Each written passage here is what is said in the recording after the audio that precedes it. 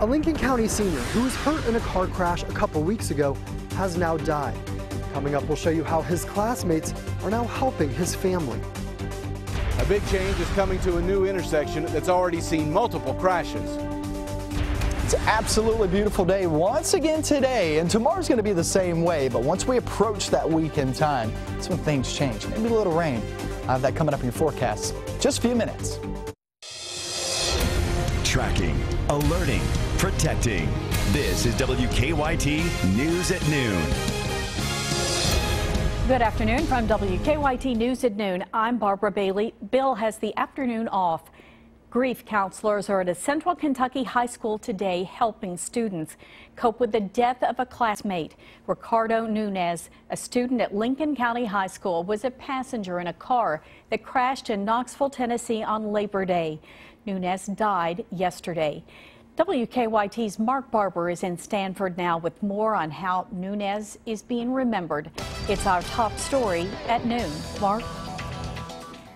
There are more than 1,000 students here at Lincoln County High School, but this one student is missed terribly because school leaders say he stood out for all the right reasons. We would like to go ahead and just take a moment of silence. That moment of silence was filled with prayers and tears for Ricardo Nunez and his family. The 18-year-old died yesterday afternoon. Friends of the senior at Lincoln County High had been praying for him since Labor Day, which is when he was hurt in a car crash in Knoxville. Police say he was sleeping in the back seat when the car ran off the road and crashed, throwing him from the car. He was a good student and an athlete, but those who knew him say, more importantly, he was a man of character. Regardless if it was someone that was real popular or somebody that was maybe not as popular, I think Ricardo was someone that could relate to him and make him laugh. While they were hoping he'd make a recovery, some of the school sports teams joined hands to pray for the Nunez family. His younger brother is on the high school basketball team. School leaders tell us during this difficult time, the entire school has been coming together to show the family they are loved. Kids here have fundraisers to donate money to Ricardo's family. Our teachers have paid $5 to wear jeans all week, and that was for the families. The fundraisers by students and teachers here at the high school have raised about $1,500 for the Nunez family. In Lincoln County, Mark Barber, WKYT. Mark, thank you. And students and teachers aren't the only ones raising money for the Nunez family. An online fundraiser started by the Church of the Nazarene in Stanford has raised more than $1,600 for them. Repairs are underway at a Lexington gas station that was hit by a car. It happened last night at the Shell station on Newtown and New Circle. Police say a child put the car in gear when the parent got out of the car. The car then rolled into the building, shattering a glass window. That Shell gas station is open again today. After a series of crashes on a new stretch of road in Lexington, the Transportation Cabinet has approved a stoplight for the intersection after all. Police say there have already been 5 crashes at Citation Boulevard and Greendale Road since Monday, including one last night that sent a woman to the hospital. WKYT's Victor Puente has reaction now from drivers about the new traffic signal. The intersection behind me opened on Monday. Since then, there have been multiple crashes as drivers try to cross 4 lanes of traffic. The crossing at Greendale and Citation has been a problem for drivers trying to turn left. Traffic on Citation doesn't stop, but both sides of Greendale have stop signs. A state spokesperson said based on the original traffic projections, this part of the road didn't warrant a traffic signal, but they've reevaluated the amount of traffic and the accidents here and now say they'll be installing a signal as soon as possible. A man who lives next to the intersection says he's heard several of those crashes, and he was surprised when the road opened without a traffic signal in place. There were 2 accidents within just a matter of about 3-minute time span, so it really has been a surprise that there isn't the lights, and as you can hear, constant honking when people aren't as they perceive a person needs to be going.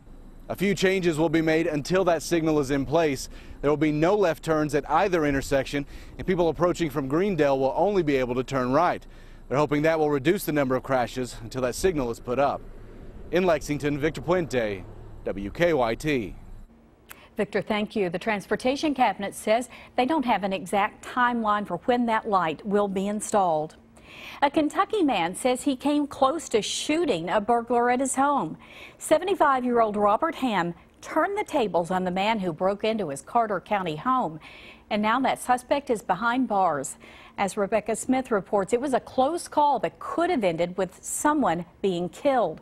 She's at the live desk now with reaction from the homeowner. Rebecca. Thanks, Barbara. The homeowner was in the right place at the right time. The man he caught in the act of burglarizing his home is actually someone he knows pretty well. I kind of dozed off a little bit. Robert Ham hadn't been napping long when he woke up to a rather odd sound. I ignored it there for a while, but then it just kept getting louder and stranger. When he got up to investigate, he saw a man rooting through his drawers. I seen this man in there with his arms loaded with my tools. The burglar who climbed in through the bedroom window seemingly didn't know or care that Robert was home. Got my trusty gun here. And it's not loaded now, is it? Yes, it's loaded now, absolutely. It's always loaded. It's got your safety on? Remember, yeah, the safety's on. The 75-year-old squirrel hunter wasn't about to let the crook get away with this stuff. So I just laid the gun down and told him I'd blow him in two if he moved. I said, come in here. And I made him lay down here in the middle of the floor. Robert held him at gunpoint until police showed up at his home in Carter County. I was wanting to shoot him real bad. I really wanted to shoot him. Robert says he's known the suspect, Larry Lee Thompson, since he was born, and that he has a reputation for this sort of thing. And because this man knows the guy who broke into his home, we just showed you him there, he says that gave him even more of an inclination to shoot him, but in the end, no one was hurt. At the live desk, Rebecca Smith, WKYT. I'm glad it had a quiet ending. Thank you, Rebecca. The burglary suspect's sister says he has recently been living in Richmond. The string of nice days continues with sunny skies and mild temperatures for the start of fall. But rain chances will increase by the weekend. WKYT meteorologist Micah Harris is live now in our First Alert Weather Center with an early look at the forecast. What about it, Micah? Well, we have a couple of degrees on where we were just 24 hours ago, so we're already in the mid to upper 70s. It's a little bit warmer today than the past couple of days. We're already at 78 degrees there in southern Kentucky, nearing 80 there in Lexington, and also Frankfort. We're just 3 degrees to go. Jackson coming in at 75 degrees. Jackson, you guys bottomed out this morning right around 60 degrees. It was a fantastic morning down in southeastern Kentucky. And planning ahead, we go into the rest of the afternoon. We'll be in the lower 80s and also a very pleasant evening in store. So today, no issue. Tomorrow, not so much either. I think they're carbon copies of each other. But heading off into Friday and in towards your weekend, here we go with absolutely a small chance of rain. Now, it's not going to be a washout. It's not going to be a rainmaker that a lot of us really need, but it will be at least some rain. I'll get into that forecast, show you those details and timing coming up. All right, thank you. Well, two of the women hoping to be Kentucky's next lieutenant governor will square off tonight in their first televised debate. State Representative Sandy Overly is running alongside Democrat Jack Conway. Military veteran Janine Hampton is Republican Matt Bevin's running mate. The debate will be hosted by WKYT, WLKY, and the League of Women Voters. You can watch a live stream of the debate tonight at 7 on WKYT.com. You can also catch an encore presentation tonight at 10 on the CW Lexington. The State Board of Education is expected to name a new education commissioner this week. The Courier-Journal reports it will likely be Stephen Pruitt. The board is meeting this afternoon in Frankfort. It's expected they'll vote on hiring Pruitt and make him an offer. Right now, Pruitt serves as senior vice president for a nonpartisan education reform organization. UK students took some time in between classes this morning to write a little thank you note to donors of the school. Last year, the more than 54,000 donors gave around $100,000 to the university. The president of the Student Government Association says these gifts are important contributions to the recent revitalization of the campus. Dorm, Student Center, new College of Business Economics, a new academic science building, all the way to the health facilities, all the way to the new Commonwealth Stadium. There has been a lot that has gone on in the last 4 years that includes over $1.8 billion. The thank you poster will be placed on the Sturgill building for all to see next week when alumni come in for homecoming.